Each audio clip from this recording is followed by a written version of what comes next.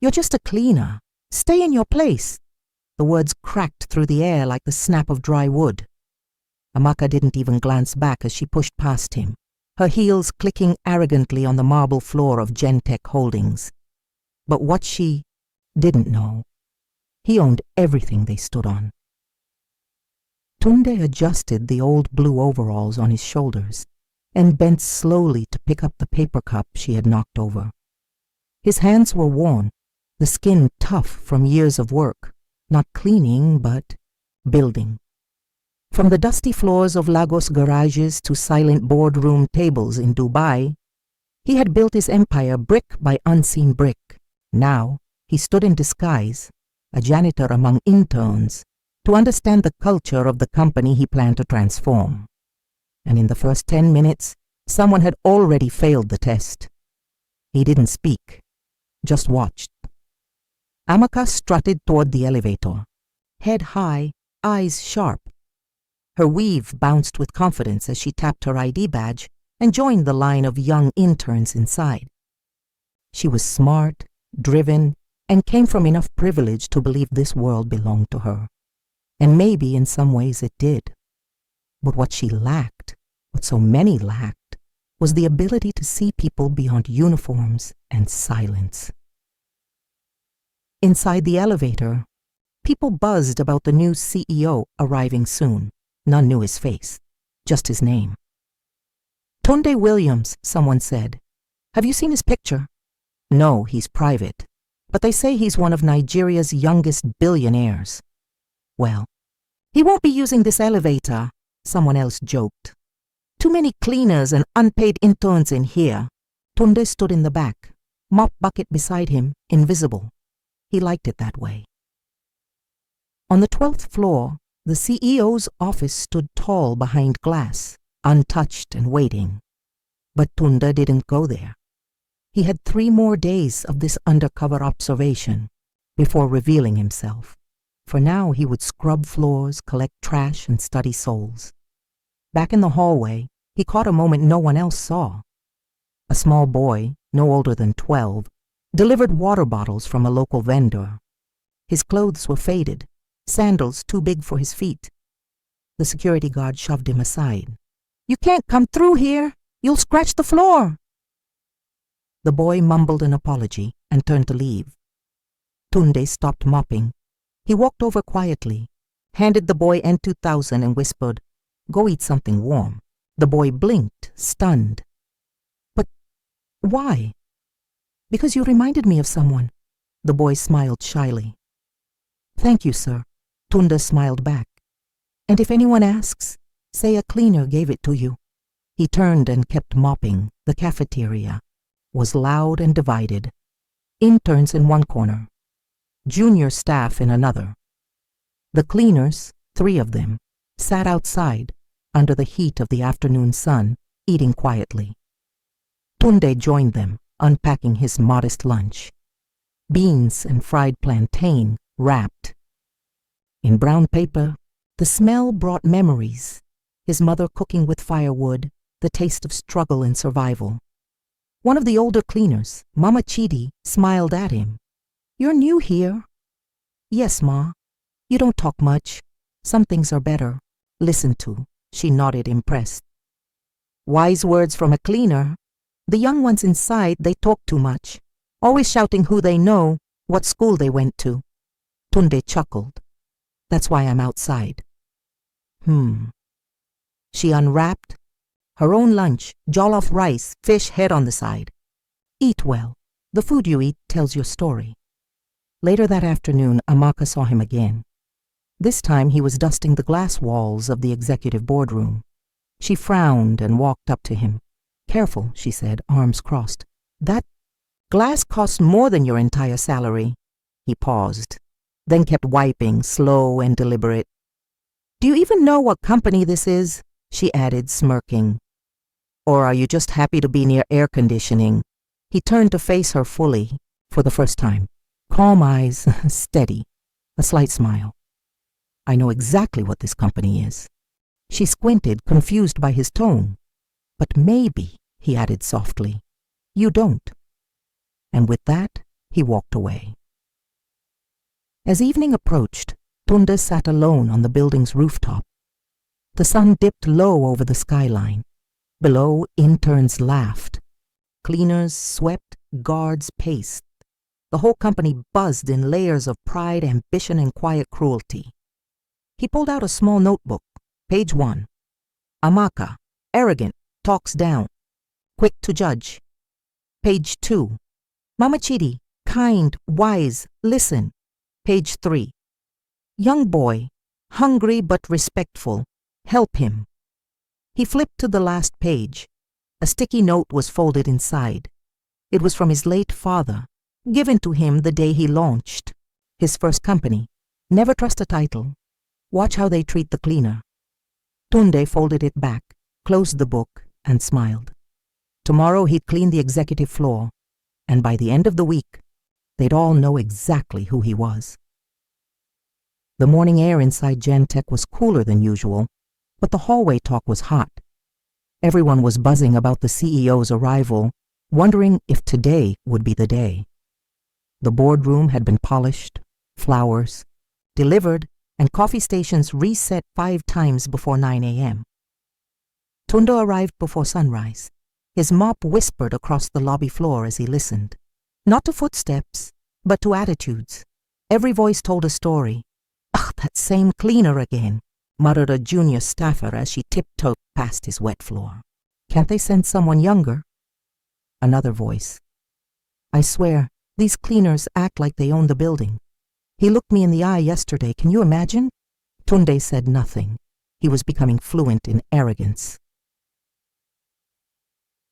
At 9:40, a young intern named Ikenna walked past him on the 3rd floor. The boy paused, then turned around. "Sir," he said softly. Tunde looked up. "You dropped this." Ikenna held out a folded N500 note that had slipped from Tunde's pocket. Tunde blinked. "Thank you." "No problem," Ikenna said, smiling awkwardly. "I figured it might be important. Money doesn't always come easy." There was no mockery in his voice, just honesty. Most people would have kept it, Tunde said quietly. Ikenna shrugged. "Well, I'm not most people." Tunde stared at him for a second longer than usual, then added a name to his notebook. "Ikenna, honest, sees value in small things." The break room was noisy. Laughter, gossip, clinking cups. Amaka sat at the center of a crowd of interns, telling yet another story of her uncle, who supposedly ran one of the biggest banks in Africa. "And so," she declared, flicking her manicured fingers, "when the security guard told me I couldn't enter VIP, I just called Uncle Ibuka. 5 minutes later, the guard was fired. Laughter erupted. Someone added, 'People need to understand, power moves quietly but strikes hard,'" Amaka grinned. "Exactly, I don't have time for nonsense, especially not from people who smell like cleaning chemicals." They all laughed again, until the break room door creaked open. Tunde walked in with a trash cart. Silence dropped. He didn't speak, just went about his job. Picking up empty bottles, wiping down tables, fixing a leaking tap near the sink. Every move is quiet, controlled, practiced, like someone who had nothing to prove, but everything to protect. As he walked past, Amaka held her breath dramatically and waved her hand in front of her nose. "Can someone open a window?" More laughter. Ikenna sat alone in the corner, eyes on his phone, but he looked up long enough to frown. Tunde caught the look. He noticed everything, and he was starting to notice who didn't laugh. That afternoon, Tunde stood by the elevator again, polishing the metal panel. A group of executives stepped in, not knowing who he was. One whispered, "Have you seen the chairman's face yet?" "Nope. I heard he once fired half a department over a single unethical memo. Ruthless guy. They say he was poor. Once. Grew up in Ajagunli." "Impossible." Tunde smiled faintly behind them. One of the executives turned as he stepped out. Cleaner, don't smudge the buttons. This isn't your village. Tunde didn't flinch. Yes, sir. Notebook update. Executive A condescending. Brags about power. No respect for origin. Back at the loading dock later that evening, a food vendor pulled up with crates of fresh fruits. As he offloaded boxes, one slipped and tumbled onto the pavement, spilling oranges across the concrete. People passed. No one helped. Tunde walked over slowly, bent down, and began picking them up. The vendor looked embarrassed. Oga, thank you. Oh, you don't need help me. Tunde smiled. We all drop things sometimes. As they finished, the vendor asked, You work here as a cleaner? For now. The man said, eyes squinting curiously. You do not carry yourself like one. Tunde just smiled again. I clean more than floors. That night on the rooftop, Tunde looked out at the glowing city. Lagos pulsed with dreams, some built, some broken. His list had grown. The test was exposing hearts. Some people respected titles, others respected people. He added another proverb under today's notes. When the wind blows, the chicken's feathers reveal what the skin hides. He looked up at the stars. His late mother once told him, One day, the way they treat you will teach them who they are. That day was coming, and Amaka had no idea what was already unfolding. By Wednesday, Gentech was humming like a beehive on market day. The CEO still hadn't shown himself, but small changes had started appearing. One department got random bonuses. Another had their lazy team lead transferred. The staff couldn't explain it, but something or someone was watching. He's here already, someone whispered in the hallway. The CEO. He's just observing. Observing what? Us. They say he's young, brilliant, and unpredictable. That one sounds like a story. No. My cousin in HR said 3 people were warned yesterday for how they treated the cleaners. That last line sparked silence, then laughter. They want to scare us with ghost stories now? A billionaire spying on interns? Come on. But as they laughed, Tunde mopped quietly nearby, soaking in every word. Inside the 4th floor marketing office, Amaka stormed toward her cubicle, flipping her braids behind her shoulder. She slammed her laptop bag onto the desk and pointed across the aisle. You took my chair. The other intern, Chinelo, a soft-spoken girl from Jos, stood up quickly. Sorry, I thought they were all the same. Amaka scoffed. Clearly, you've never sat in real leather. This one molds your body. Yours probably came from the bus station. A few people giggled. Chinelo's ears flushed red as she slowly switched seats.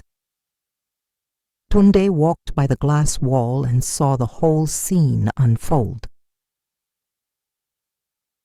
He didn't interfere. He just added another line to his notebook. Amaka humiliates to dominate, still blind. Then another. Chinelo, humble, hurt. Watch how she rises. At lunch, Tunde sat alone outside again. This time, Ikeni approached, holding a wrapped plate of rice and beans. Sir, he said, you haven't eaten yet. Tunde looked up. How do you know? I notice things. Tunde took the food slowly. You don't talk like the others. Ikena smiled. Maybe because I listen more than I speak. Tunde raised a brow. That's dangerous in this place. People who listen often hear what they weren't supposed to. I know, Ikena nodded, but it helps me see who people really are. They ate in silence for a moment, only the sound of cutlery and distant traffic between them. Then Ikena asked, Do you ever feel like people judge you before they know you? Tunde didn't answer directly. Instead, he looked at Ikena and asked, Why do you care? Ikena leaned back. Because this company talks a lot about vision. But some of the blindest people are in the brightest rooms. Tunde chuckled. Ek di ai. deep, low sound from his chest. Notebook entry. Ikenna, thinker, observer. Watch closely. Later that day, the receptionist whispered into her headset as a man in a brown suit approached. Security just confirmed. New staff ID. Name, Tunde Fola. She looked him up and down and wrinkled her nose. You're the new cleaner. Tunde nodded. She handed him a badge with just the word support staff printed on it and said, Try not to be too visible on the executive floors. He nodded again, pinned the badge to his chest, and walked toward the lift. But instead of pressing the button, he took the stairs. 12 flights up, alone and without cameras. He liked to earn his moments quietly. On the 12th floor, Amaka strutted, out of a closed-door meeting, laughing with 2 executives. You guys need better coffee. The one in that machine tastes like regret. They laughed, loud and fake. As she turned the corner, she saw Tunde wiping a nearby glass door. Their eyes met. She stopped. You again, she muttered. He kept wiping. I don't know why they keep you around. You always look like you're hiding something. Tunde smiled politely. Maybe I am. She rolled her eyes. Cleaners don't hide things. They get hidden. He didn't respond, just stepped aside to let her pass. But before she turned away, she said softly, You should know. Some of us don't like being watched. He paused. Good thing I'm not watching, he replied calmly. I'm remembering. She blinked, caught off guard, but quickly recovered. Whatever. She walked off, but for the first time. She didn't laugh. That night, the office lights dimmed slowly as most of the building emptied. Tunde stayed behind. He walked the halls silently, checking rooms, reading body language on the security cameras, listening to leftover chatter from the day. The walls spoke more at night. He reached the boardroom and stood in the center looking at the massive table. Soon, they would all sit here, and someone would ask where the CEO was, and he would stand up, not in a suit, not with a speech, just the truth, built in silence, earned in grime, wrapped in old overalls and broken assumptions. Amaka barged into the office lounge the next morning wearing sunglasses indoors. A fresh weave framed her face, her lips glossed, and her confidence sharper than ever. I'm not doing that presentation alone, she said loudly. They should pair me with someone worth my time. Her words sliced through the room like a blade. Across the table, Ikenna looked up from his laptop, raised an eyebrow, then calmly returned to typing. What's your problem? She snapped. No problem, he replied. You talk like nobody. Here matters but you. Because they don't. Silence followed. Chinelo sipped her tea and looked away. Tunde stood outside the glass, quietly wiping the doors again. But he saw everything. The twitch in Ikenna's jaw, the heat arising in Chinelo's cheeks, the silence others chose as safety. Then he noticed something else. Ikenna was watching him too. By lunch, the air had changed. Chinelo brought a small bowl of jollof and walked to the outdoor bench where the cleaners usually ate. She stood awkwardly for a second. Tunde looked up from his food. Mind if I join? She asked. He moved over. Please. She sat. No words at first, just quiet chewing and street sounds. Finally she spoke. People don't really listen around here, do they? Not really. They talk to impress or to insult. You've been insulted, she smiled faintly. I was told my accent makes me sound local, that my shoes look like they came from the village. Tunde glanced down. Worn soles, clean but cracked leather. They did come from the village, she added. My father's. Tunde looked at her. He passed. Last year, she said softly. But I still wear them. Makes me feel like he's walking with me. He nodded once, deeply. Notebook entry. Chinelo, grace and grief, carries legacy. Then she handed him a boiled egg from her lunch. For you. Why? Because you remind me of someone who used to listen. He took it, holding the egg, like it weighed something more. Inside, Amaka was raging. She had seen Chinelo walk out with her lunch and return with a smile. To Amaka, that meant betrayal. Attention that wasn't hers. She stormed into the break room and cornered her. What were you doing outside with the cleaner? Chinelo blinked. Having lunch. You really think you'll climb the ladder by sharing food with support staff? No, Chinelo said calmly. But I'd rather share food with a cleaner than share silence with people who talk down. The room froze. Amaka glared at her. You're going to regret that. Tunde passed behind the glass door just as it happened, the moment dignity spoke. He scribbled quickly, Chinelo, no longer afraid. And for the first time, he smiled with both pride and hope. Later that day, the training manager made an announcement. All interns are to attend a surprise group meeting in the main conference hall at 4:30 p.m. sharp. We have a message from upper management.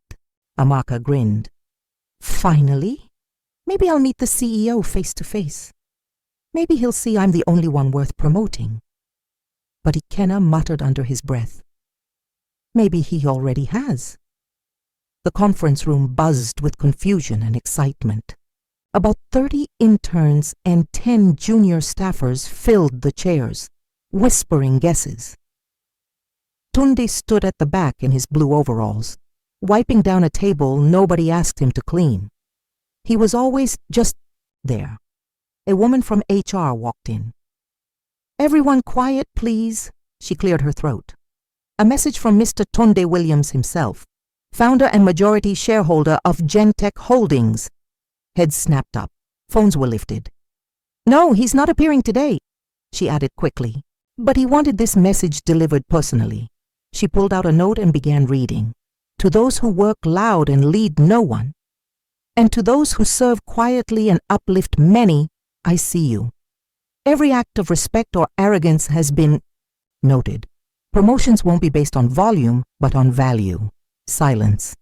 Then whispers. People scanned the room. He's been watching. How? Maybe there are cameras everywhere. Tunde folded his rag neatly, left the room. No one noticed the cleaner exiting, except Ikenna. That evening, the receptionist was rushing out when she tripped over a cleaning bucket left near the stairs. Ah, these cleaners again, she shouted.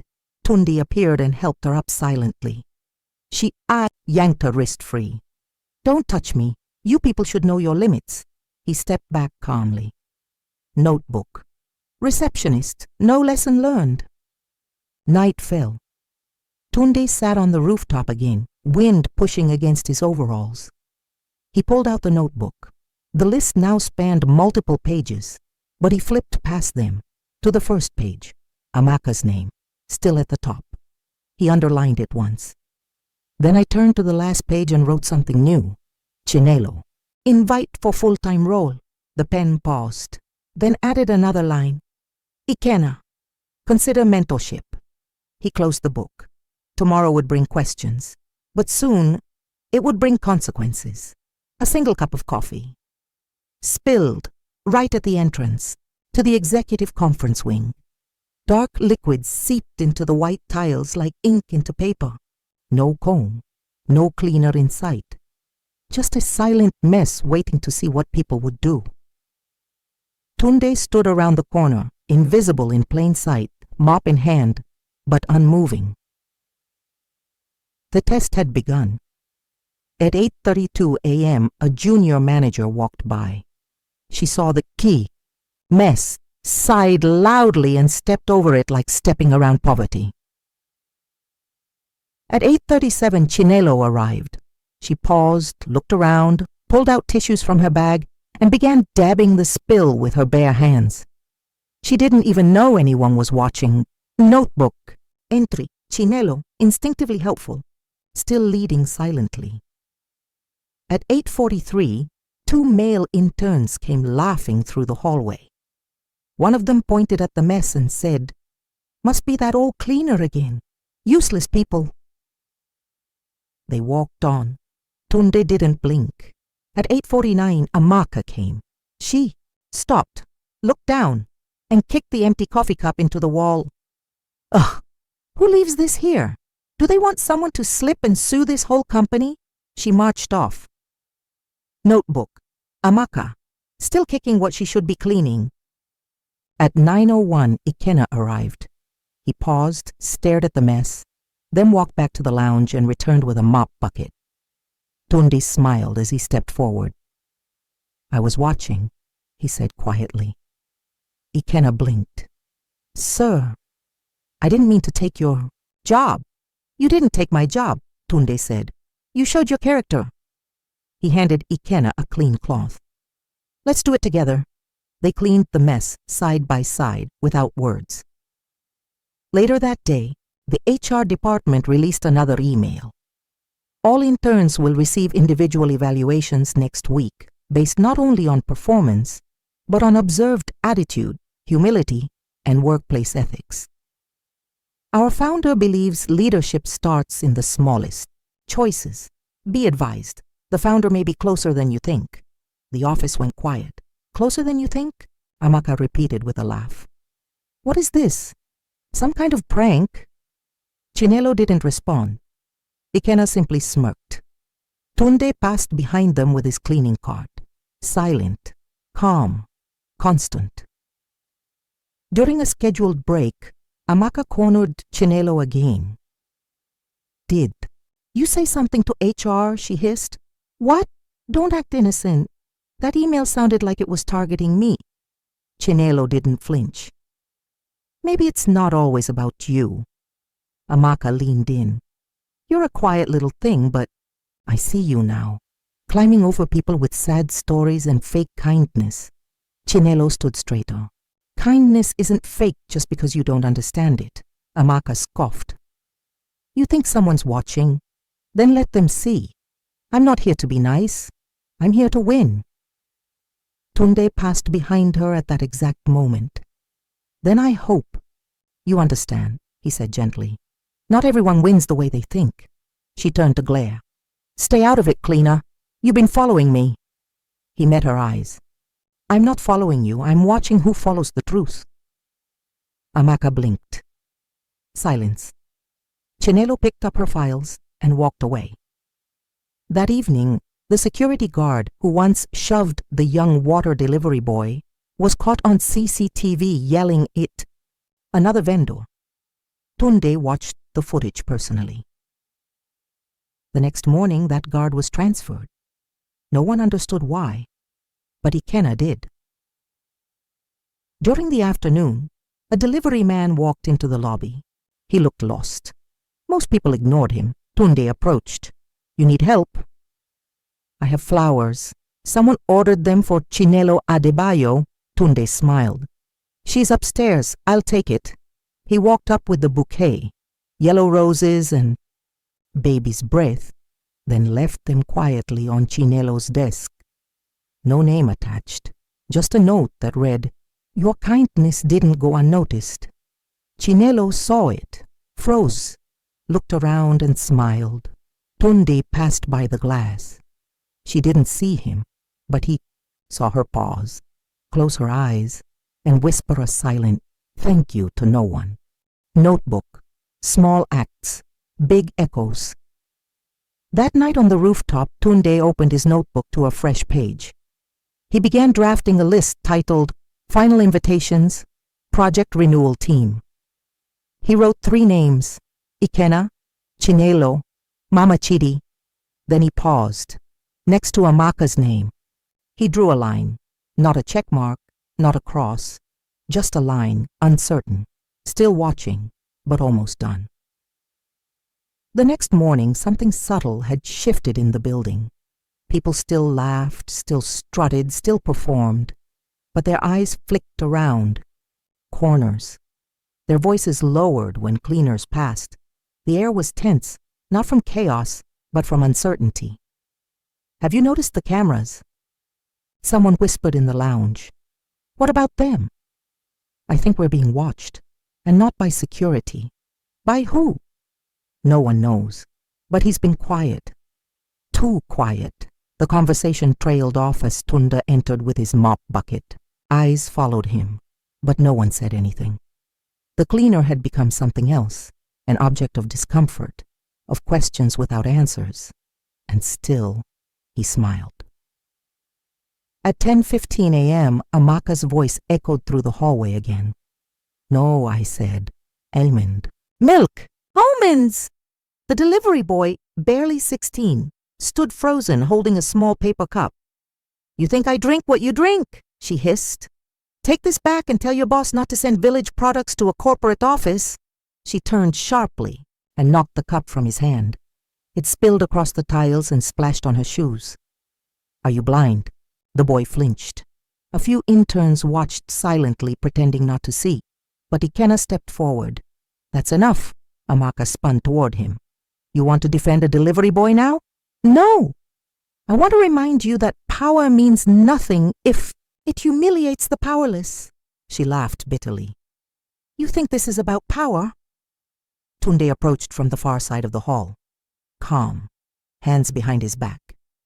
He looked at the boy and offered a clean cloth. The boy wiped his face quietly and left. Tunde looked at Amaka.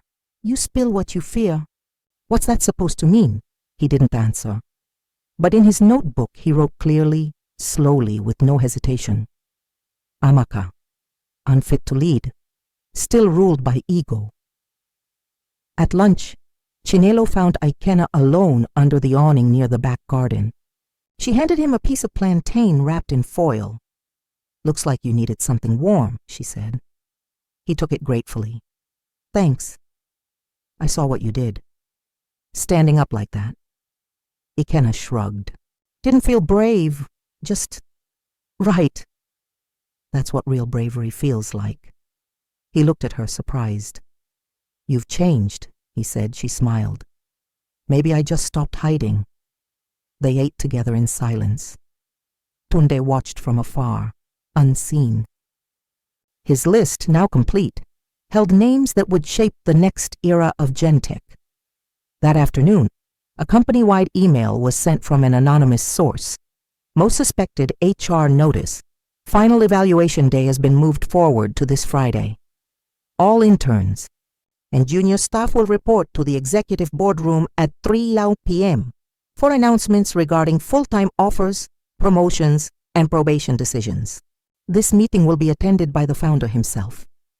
Panic rippled like a wave. Amaka gasped. "This Friday?"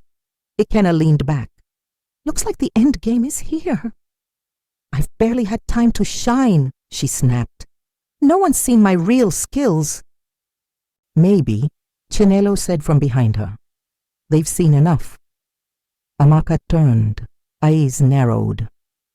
"Keep talking like that, and you'll find yourself back where you started, wherever that is." Chinelo didn't flinch. "Some of us don't. Mind where we started. It's where we're going that matters." Tunde, passing through the hall, met Chinelo's eyes for half a second, a silent nod, an unspoken promise. By evening, Tunde entered his private office on the top floor. One room no one had stepped into for weeks. He pulled off the blue overalls and hung them beside the others. 7 uniforms in total. Each one worn, each one carrying a piece of truth. He changed into a plain white shirt and jeans, comfortable, humble, undeniably himself. Then he opened his laptop and began typing the final email.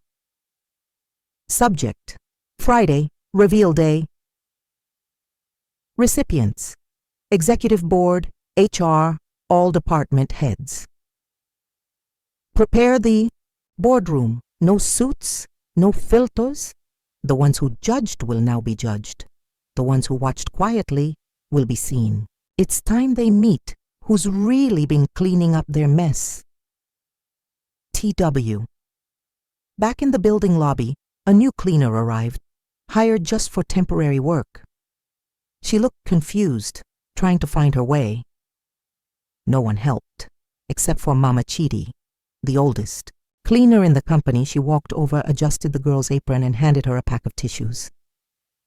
Don't let the silence fool you, she whispered.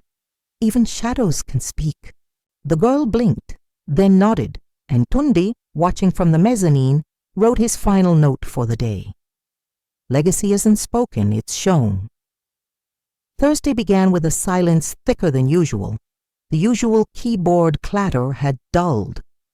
The elevator chatter had thinned. Even the break room radio played at half volume, as if afraid to disturb the tension simmering in the air. Everyone knew what tomorrow meant, and no one was ready, except the one who had been preparing all along.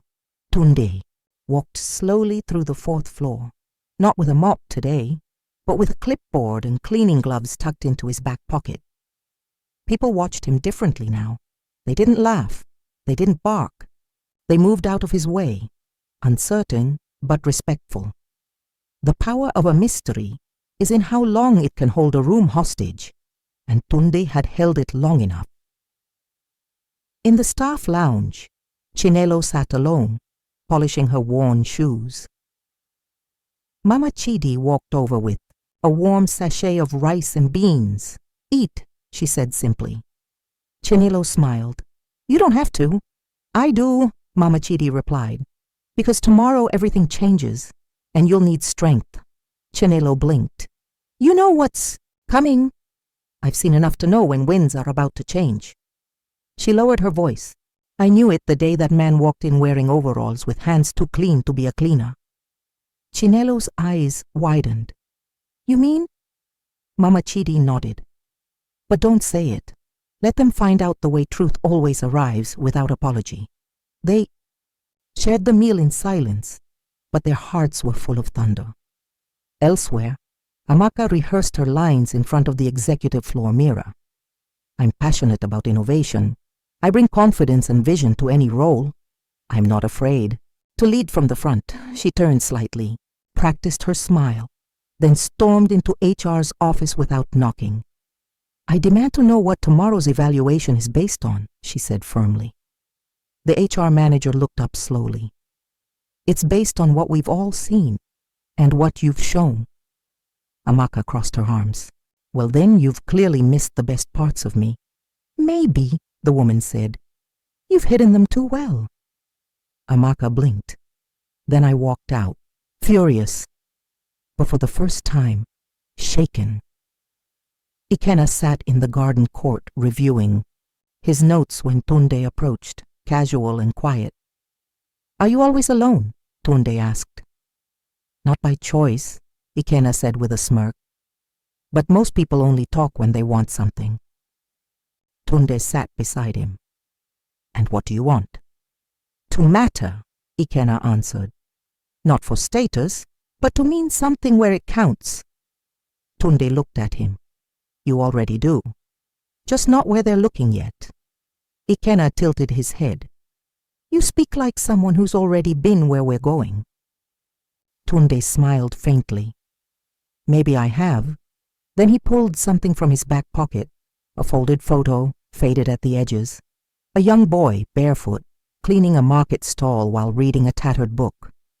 That was me, Tunde said. Ikenna blinked. I cleaned to feed my siblings, read to escape what they expected of me. And now? Ikenna asked. Tunde stood. Now I clean to remember. Then I walked away. That evening in a quiet storage room, Tunde met Mama Chidi. She handed him a hot flask. Drink, it's millet porridge, for courage. He chuckled. You knew this whole time. I knew from your walk.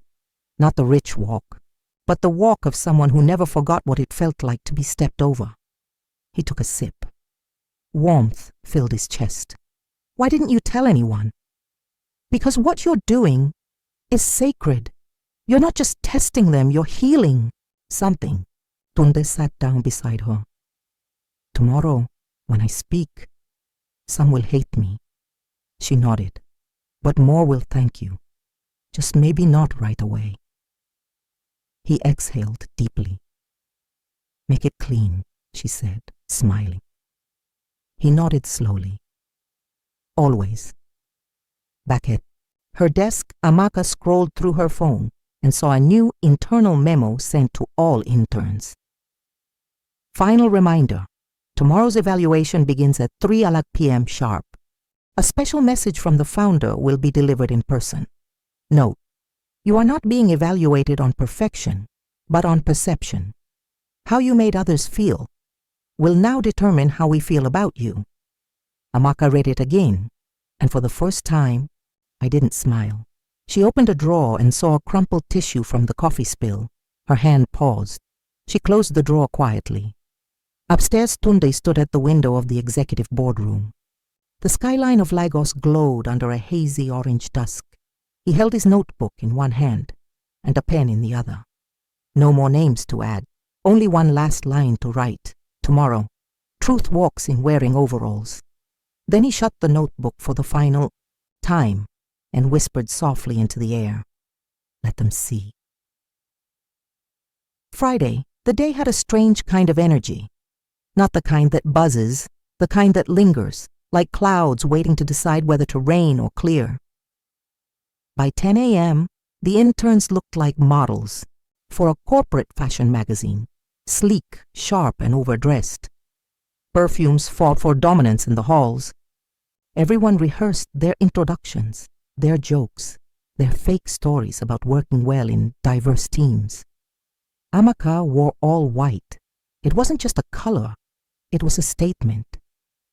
Untouchable, Chinelo wore the same shoes she'd worn all week, polished again.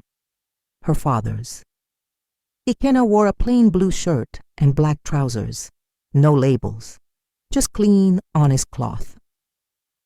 Tunde walked in through the back entrance at 11 a.m., still in cleaner clothes, still silent.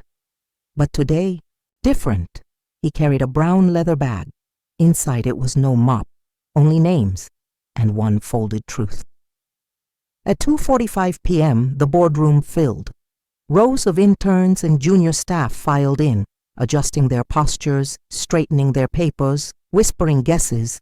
Chairs were arranged in a U-shape, facing an empty seat at the center. The seat no one dared to touch. A woman from HR stood at the front, cleared her throat, and smiled nervously. "Thank you all for being here. As you know, this is the conclusion of our evaluation week. Today, you will hear directly from the man who built this company from nothing. He has been here with you, among you, watching, listening, a few nervous glances. Some of you may have spoken to him already. Murmurs rippled through the room. Some of you may have insulted him. Silence. Now everyone was staring. Ikenna closed his notebook. Chinelo sat still, lips pressed gently together. Amaka rolled her eyes. "They're just trying to scare us." That's when the door opened, and Tunde walked in, still wearing blue cleaner, overalls. But this time, no mop, no cart, only presence. He walked to the front, calm, measured, eyes scanning every face. He stood behind the central chair, then slowly pulled off the ID badge that read, "Support Staff." Everyone watched in breathless confusion. Tunde reached into his bag and pulled out a dark blue Gentech executive pass card, platinum tier, the kind reserved only for the founder. He clipped it to his chest and sat. Dead silence. Even the air felt afraid to move. "My name," he said softly, "is Tunde Williams, founder, majority shareholder, lead architect of Gentech Holdings." Gasps filled the room like thunder breaking through stillness. A few mouths dropped open. Others tried to hide it. Chinelo's hands clasped quietly. Ikenna smiled just slightly. Amaka's jaw trembled, but she said nothing. Tunde continued. "For the past 2 weeks, I have been working among you, not as a CEO, but as something more. Telling a cleaner." He stood again. No cameras, no filters, just raw human behavior. "I watched how you spoke to people you thought didn't matter.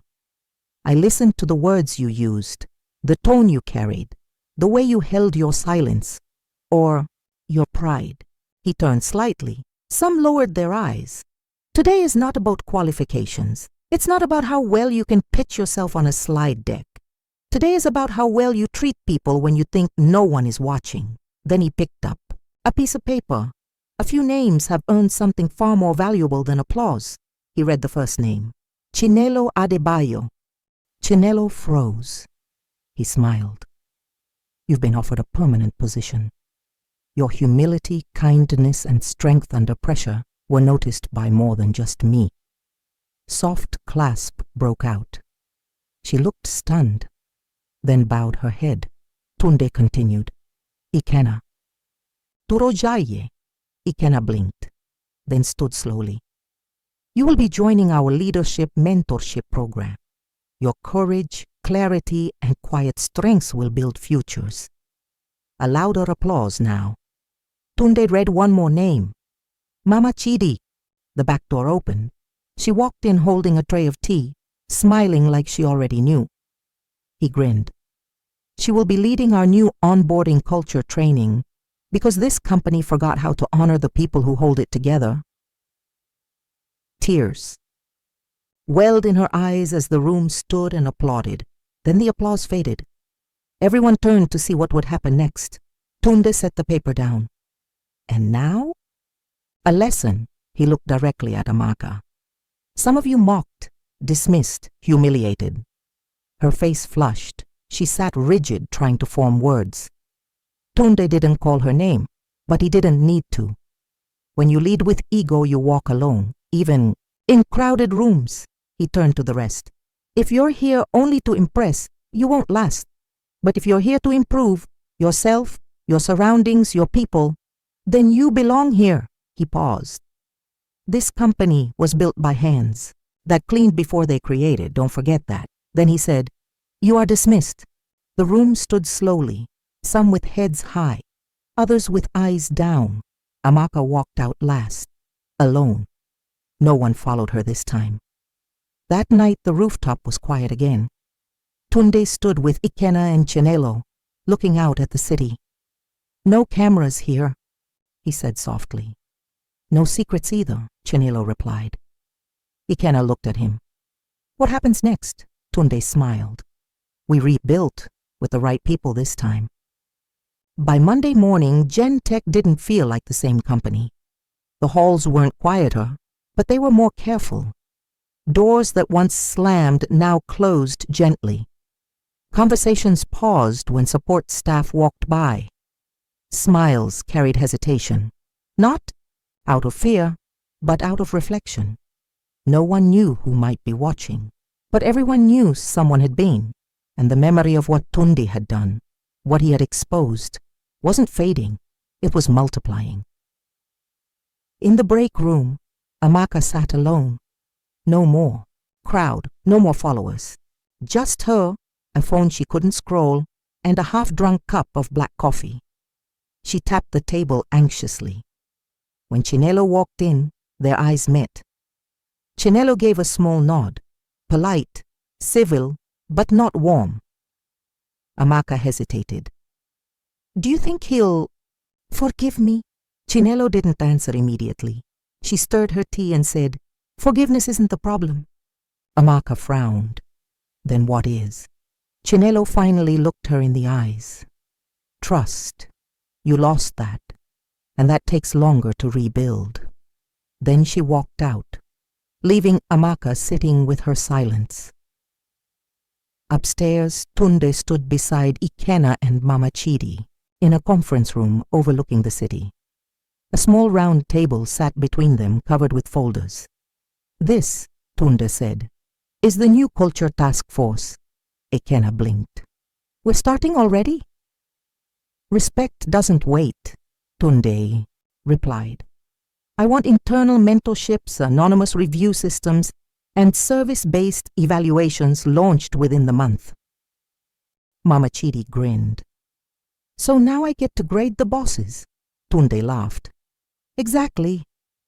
Then he turned serious. This isn't just cleanup. This is foundation work.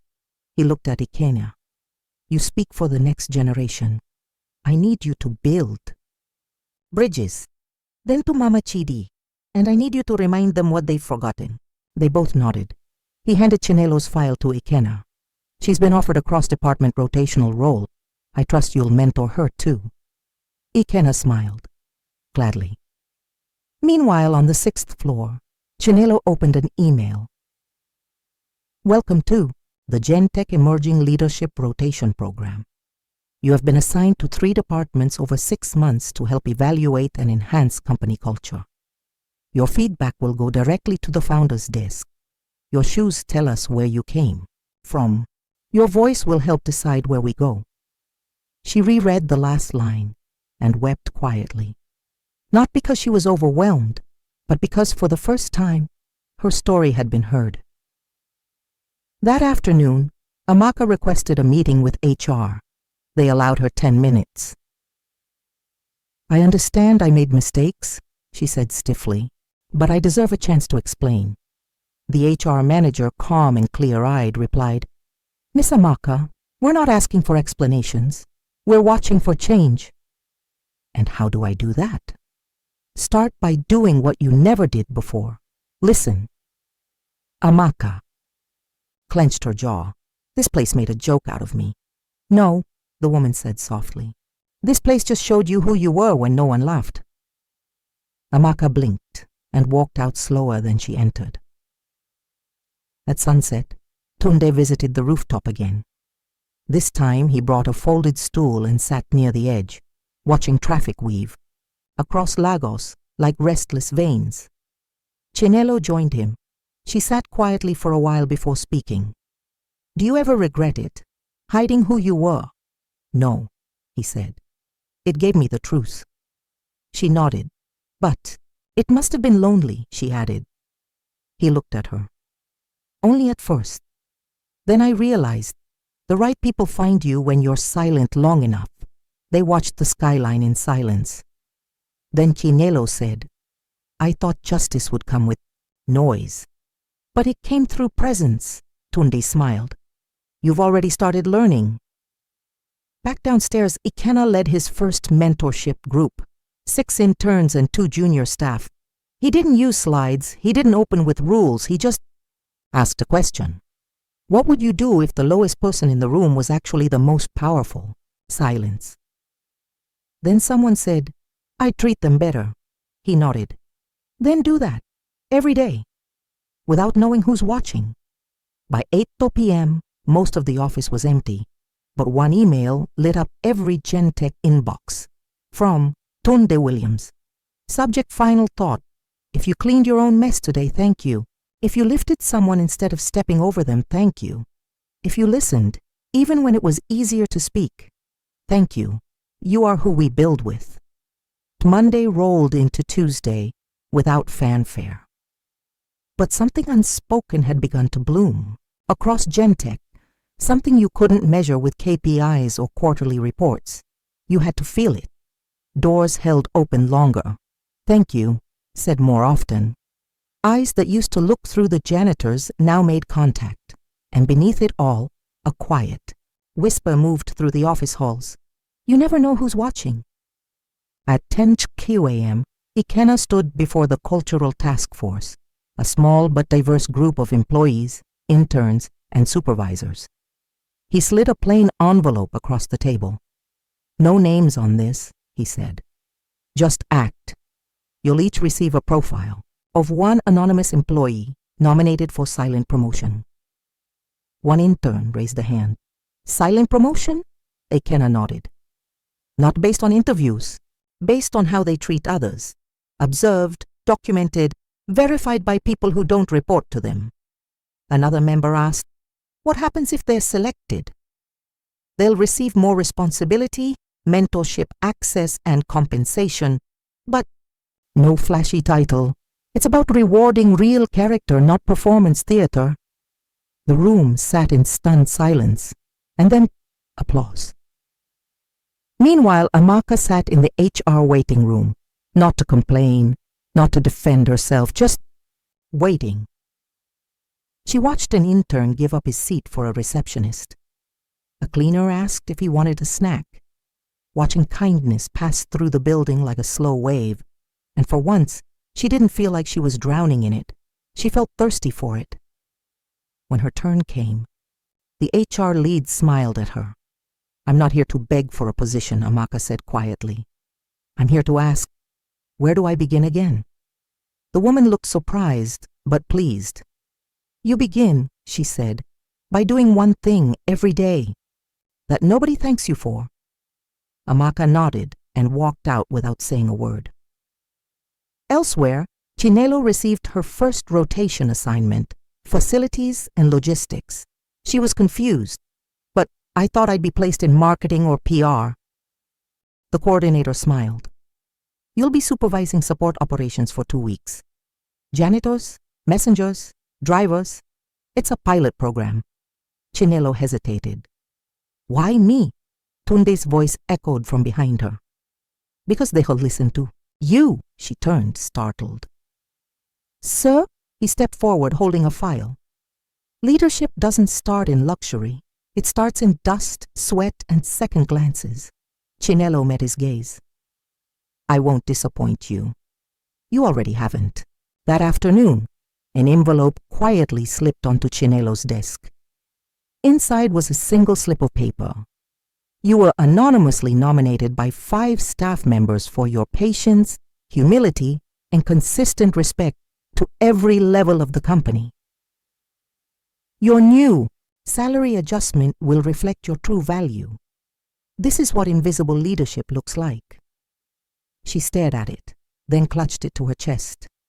She didn't cry. She smiled, because this wasn't luck.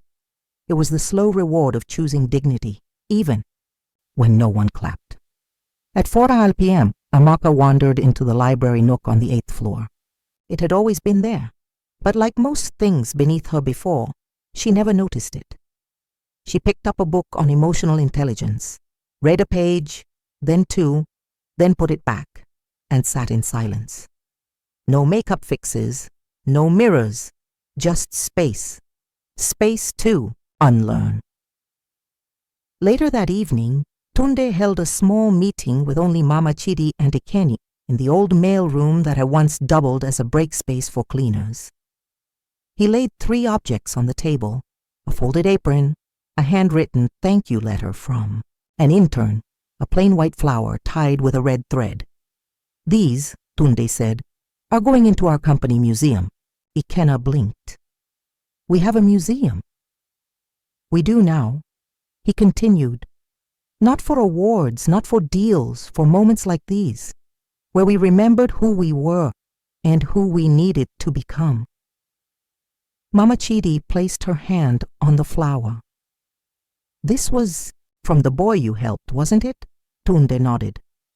"He came back last week, said his father got a job because someone paid their overdue power bill." Ikenna looked up. "Who paid for it?" Tunde smiled. "No one knows," Mama Chidi whispered, "but we do." That night the office lights dimmed as dusk took over the city. From his rooftop corner, Tunde stared down at the world he was still rebuilding, not with bricks, with belief. He pulled out his notebook one last time. There were no new names to write, only one line left. "The real promotions are the ones nobody sees, but everyone feels." Wednesday began quietly. No major meetings, no performance reports, just a cloudy morning and the smell of roasted groundnuts wafting in from the street vendors below. Chinelo arrived early, dressed in her usual modest style. No heels, no branded perfume, just purpose. Her first full day supervising the facilities staff. She checked in on the janitors, made sure the water dispensers were stocked, and fixed the Wi-Fi request for the dispatch room, all before 9 a.m. No. One clapped, but everyone noticed, especially Tunde. Around noon, the front desk buzzed. An elderly man in a faded brown shirt, carrying a plastic file folder, walked in and asked to speak to someone in charge. The receptionist frowned. "Do you have an appointment?" "No," the man said, "but someone here changed my family's life." The receptionist sighed. "Sir, we don't really handle..." Tunde appeared. From behind the mezzanine. I'll take him. The man looked up. You? Tunde smiled. Please. He led him upstairs quietly into one of the smaller conference rooms. Chinelo, passing by with a report folder, paused and followed instinct. Sir? She asked gently. Should I join? Tunde looked at her for a moment, then nodded once. Yes. Inside the room, the elderly man laid out a torn piece of paper and a small note written in a child's handwriting.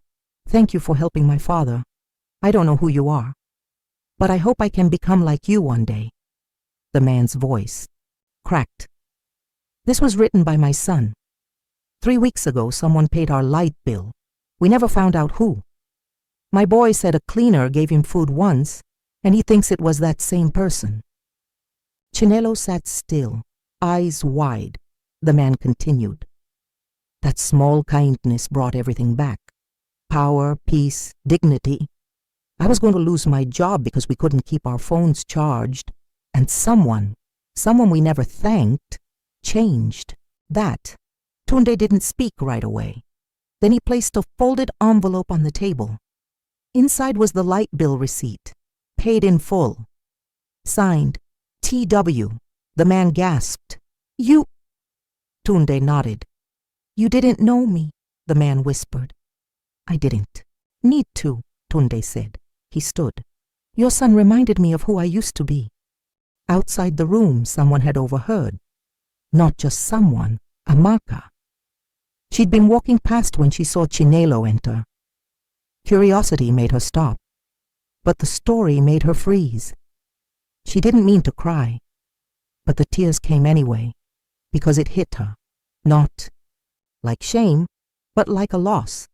This is what power was always meant to be, and she had wasted so much of it pretending. Later that day, Ikenna was giving a short session on servant leadership to a group of new hires when Chinelo walked in and pulled Ambit him aside. There's something happening downstairs, she said. Big? She nodded. Tunde wants you there.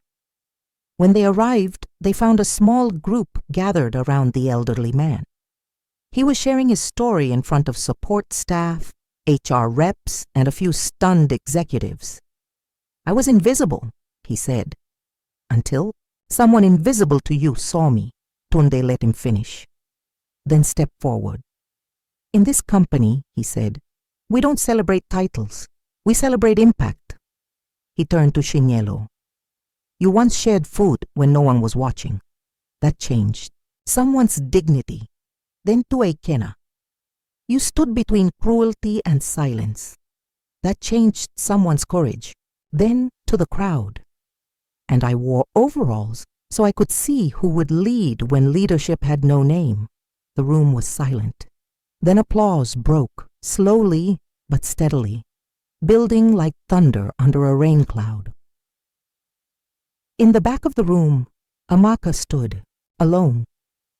She stepped forward, nervously, eyes on the floor. Then, lifted them. I used to think leadership was about who you could impress, she said quietly. Now I know. It's about who you lift when no one is clapping. A hush. She turned. To Tunde, I don't ask for a title. I ask for a task. Tunde studied her, then handed her a clipboard. Start here, he said. Supervise tomorrow's vendor deliveries. Quiet work. No audience. She nodded, took the clipboard with both hands, and walked away. Not proud, not broken, but beginning again. That evening, Tunde sat in his office, the sun dipping behind the Lagos skyline. Chinelo entered quietly and placed something on his desk, a framed copy of the child's note. Next to it, a tag. Some leaders wear suits, others wear overalls, but the best ones leave light behind. He touched the frame gently, then said, let's put this in the museum. The auditorium was filled, not with noise, but with attention. Real, grounded attention. Every department had been called. Every floor was quiet. Even the city outside seemed to still itself as the last day of the internal culture audit reached its closing. but no one expected what they were about to witness. Tunde didn't enter from the side door. He walked through the main hallway, still, wearing overalls, no microphone, no fancy suit, just presence. The crowd stood, not by instruction, but by instinct. When he reached the center stage, he waited, then began. "You've seen me in silence," he said. "And today, I'll speak, not as your boss, but as the cleaner who walked these halls." A low murmur passed. He smiled gently. This company was never built by titles. It was built by the hands that held doors open, that picked up spills no one claimed, that forgave mistakes without making announcements. You wore your best clothes this week. But the most beautiful thing I saw wasn't on a hanger. It was when Chinelo gave away her food, when Ikenna stood up for someone he didn't know, when Mama Chidi reminded a stranger he still mattered. Applause began, soft but rising. And then, Tunde said, turning, there were those who mocked, who assumed status gave them the right to step over someone else's back. He let the silence speak. Amaka, seated in the front row, didn't flinch. She was no longer the girl who had kicked coffee cups and bragged about bank uncles. She was listening. "Finally, I wore overalls because I needed to see you as you are," he continued. "Not your resume, not your interview voice, but the raw, unfiltered you. And what I saw changed me." Tunde's voice softened. "I came here hoping to fix the company. Instead, I learned how broken we are when we forget where we came from." He raised a single envelope. "This," he said, "is not a bonus check. It's not a promotion letter. It's a story." He handed it to Ikenna. "Read it." Ikenna stood, unfolding the envelope with steady hands. "To the one who gave me courage with his silence. To the one who gave me food without a name. To the one who gave me a light bill I didn't ask for. You saved my family. You didn't post about it. You didn't ask for thanks. But I became a man again because of what you did." Tunde nodded. "That letter came from a man none of you noticed. A father who was on the edge, whose son saw kindness once and believed in it forever. Isn't that what leadership should be?" The claps came harder, truer. Tunde walked toward Mama Chidi. "In every corner of this company there are people like her, people whose names you don't know, but whose work carries you. From today, every new hire will start their journey shadowing support staff. You will clean before you lead, serve before you speak." Mama Chidi stood up, eyes wet. The crowd rose with her. As the clapping faded, Chinelo took the stage. Calm, she held a small box. "Inside this," she said, "are anonymous nominations. Over 30 of them." She pulled out a slip. "Somebody nominated Amaka." Whispers. She came back. Not with excuses, but effort. She started staying late to help the delivery team.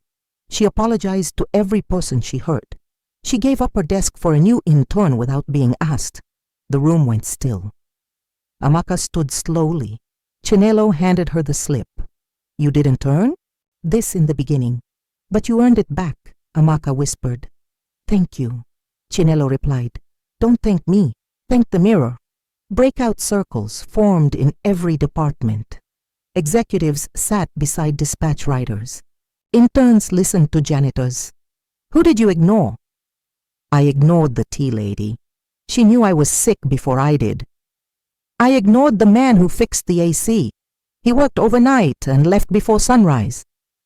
"I ignored myself. I thought respect had to be earned through shouting." Walls weren't just broken. They were replaced with bridges. That evening in the old loading bay, Tunde gathered all the support staff. "I've said many words this week," he said. "Now I just want to listen." The staff looked confused. Then one by one, they spoke. We feel seen now. I used to hide my uniform when I left. Now I wear it with pride. My daughter asked me why the CEO talks to cleaners. I said, because he is one. They laughed and cried and hugged. The internal social feed exploded. Photos of Chinelo with the janitorial team, quotes from Mama Chidi, snaps of interns washing vans. But no one posted Tunde's photo, because he wasn't the story anymore. He was the beginning. 1 week later, a small ribbon cutting took place beside the elevator. Tunde stepped forward, holding a new nameplate. He handed it to Ikenna. This space used to be just a janitor's closet. Today, it becomes something else. Ikenna mounted the plaque, the Hall of Quiet Power. Inside, framed quotes, anonymous stories, old uniforms behind glass. Dignity is the one uniform that fits us all. Amaka placed a folded lettering, the confessions we grew from box. Chinelo left her father's shoes. Mama Chidi lit a small oil lamp. Lights flickered on, one by one, and Tunde stepped back, smiling. Let them take it from here. Weeks passed. The changes didn't fade. They multiplied. Each new hire spent a day in the Hall of Quiet Power. Chinelo launched Shadow Swap. Execs shadowed support staff once every quarter. Ikenna began reflection circles. Mama Chidi became the soul of it all. Respect, she said, isn't what you wear. It's what you hand out. One morning, a little girl visited her school. She saw Tunde's framed overalls and asked her teacher, "Why would a boss wear that?" Tunde was walking by. He knelt. To remind people, he said, that every job has power, if done with dignity. She smiled. "I want to be like that. You already are." That night, Tunde stood on the rooftop. He opened his old notebook, flipped to the last page, and wrote, "Legacy isn't what they remember about you. It's what they remember about themselves because of you." Then closed the book and let go. Tunde's story ends not with power, but peace. The people rise, the company shifts, and the world moves forward with a quiet kind of light.